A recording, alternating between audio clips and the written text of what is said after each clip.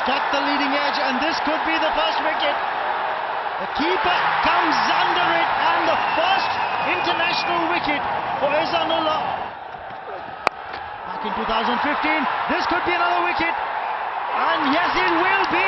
یہ جیت افغانستان کی پاکستان کے خلاف کسی بھی بین الاقوامی میچ میں پہلی فتح ہے۔ شارجہ میں کھیلے جانے والے ٹی 20 سیریز کے پہلے میچ میں افغانستان نے 93 رنز کا مطلوبہ ہدف 18ویں اوور میں 4 وکٹوں کے نقصان پر پورا کیا۔ افغانستان کی جانب سے محمد نبی 38 رنز بنا کر ناٹ آؤٹ رہے، نجیب اللہ زدران 17 رنز بنا کر ناٹ آؤٹ پویلین لوٹے، رحمان اللہ گرباز 16، ابراہیم زدران 9 اور کریم جنت 7 رنز بنا کر آؤٹ ہوئے۔ پاکستان کی جانب سے ڈیبیو کرنے والے احسان اللہ نے 2 جبکہ نسیم شاہ اور عماد وسیم نے 1 وکٹ حاصل کی۔ اس سے قبل پاکستان نے ٹاس جیت کر پہلے بیٹنگ کرتے ہوئے مقررہ 20 اوورز میں 9 وکٹوں کے نقصان پر 92 رنز بنائے تھے۔ پاکستان کی جانب سے عماد وسیم 18، سائم ایوب 17، طیب طاہر 15 اور کپتان شاداب خان 12 رنز بنا کر آؤٹ ہوئے۔ افغانستان کی جانب سے فضل الحق فاروقی، مجیب الرحمان اور محمد نبی نے 2 جبکہ کپتان راشد خان، عظمت اللہ عمرزئی اور نوین الحق نے 1 وکٹ حاصل کی تھی۔